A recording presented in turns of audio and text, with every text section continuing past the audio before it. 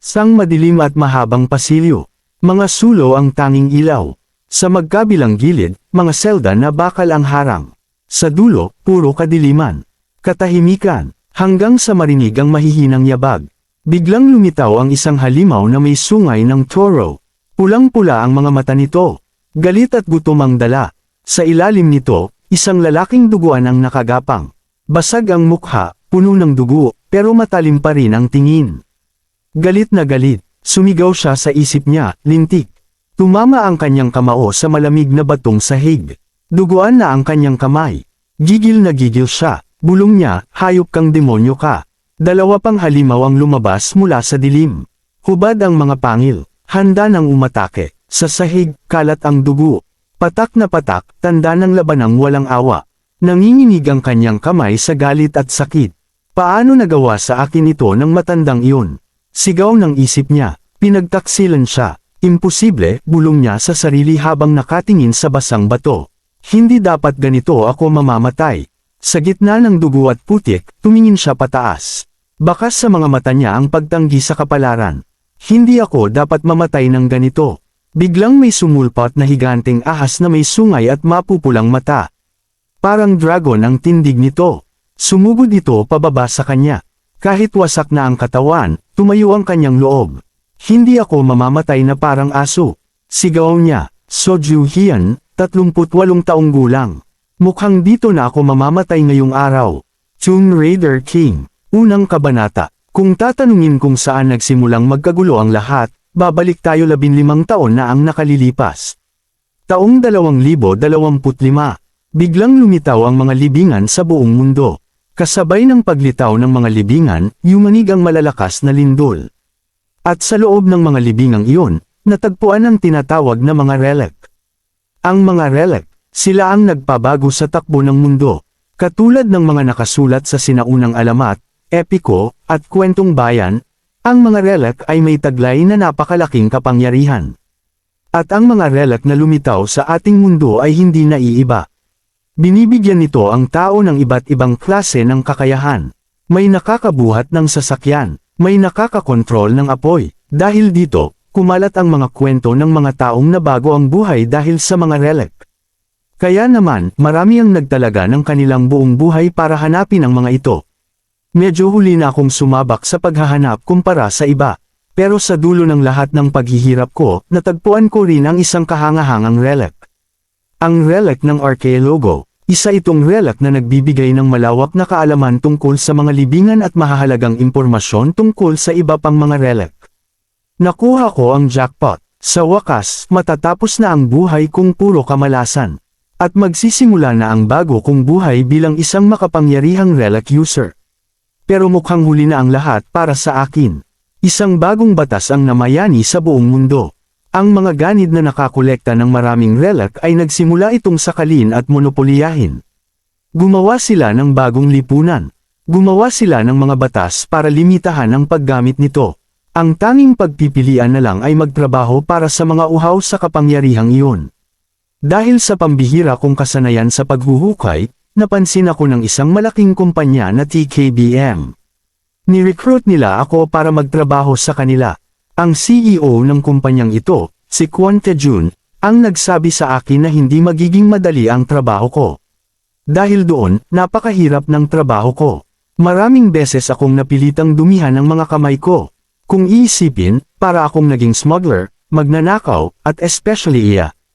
Pero ang pinakamahalaga kong trabaho ay ang maging isang Tomb Raider. Hinasa ko ang aking mga kakayahan. Nakakapasok ako sa mga lugar na bawal para nakawin ang mga relic na natagpuan ng iba. Ang Tomb Raiding team na pinamunuan ko ay nagdala ng napakalaking resulta.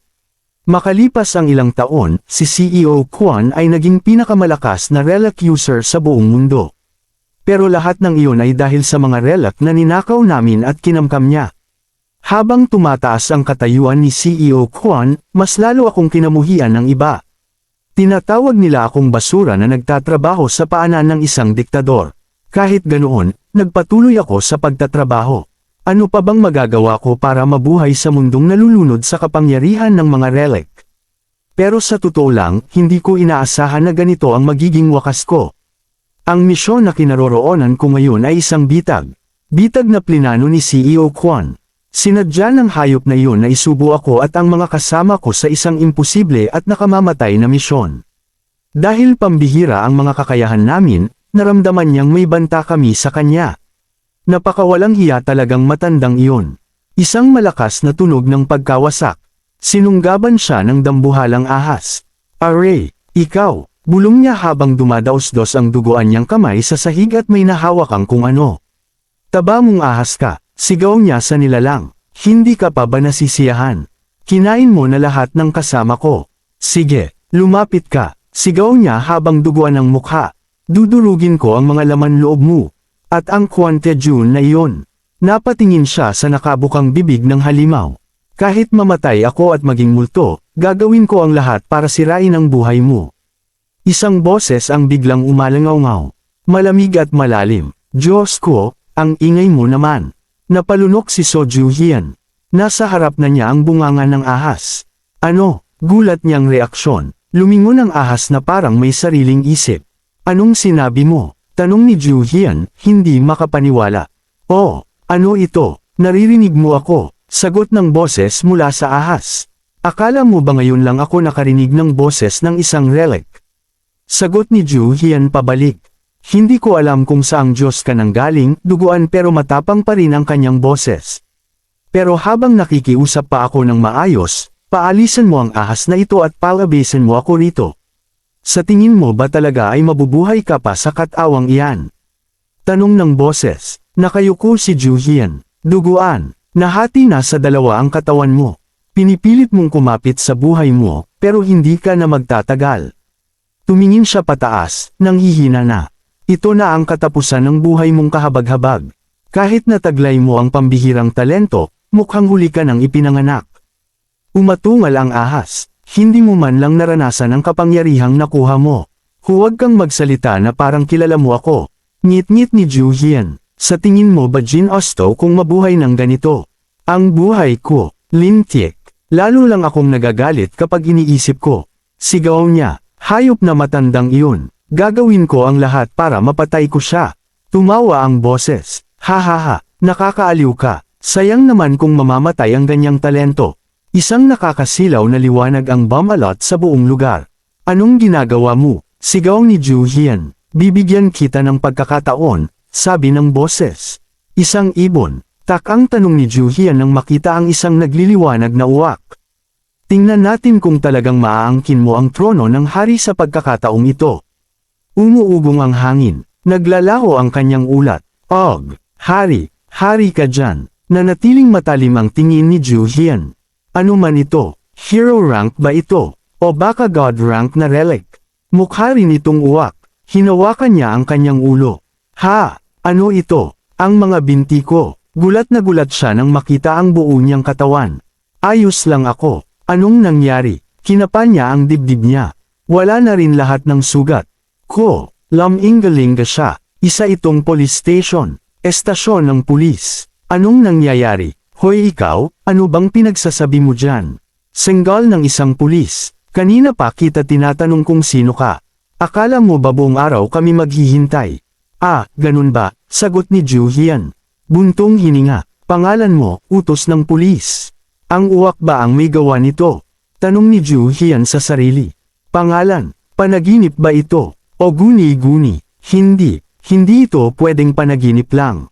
"Lintik, ano ba ang pangalan mo?" Galit na sigaw ng pulis. "Mababaliw na ako. Bilasan na natin ito para makauwi na ako." Sigaw ng isa pang pulis na hawak ang ulo sa inis. "Sumuko na ako. Sabi nila, ito daw ang taon na walang nakakauwi. Putang inang taong 2025. Napatigil si Ju Hyun. "Ha? Taong 2025. Nasa loob siya ng police station. Nakaupo. Sigurado akong hindi ito ang taong 2025. "Ha? Enero 1, taong 2025. Napatitig siya sa digital na kalendaryo. Enero 1, taong 2025.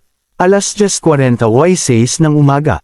Ano bang nangyayari ngayon? Teka, may nakita akong pamilyar. Yung high school kid na iyon. Naaalala ko, may isang high school student na nalasing at nakipag-away sa akin. Dahil doon, nadamay ako at napunta kami pareho sa police station. Hindi ako makapaniwala, mahigpit ang pagkakakuyom ng kamao niya sa kanyang hita.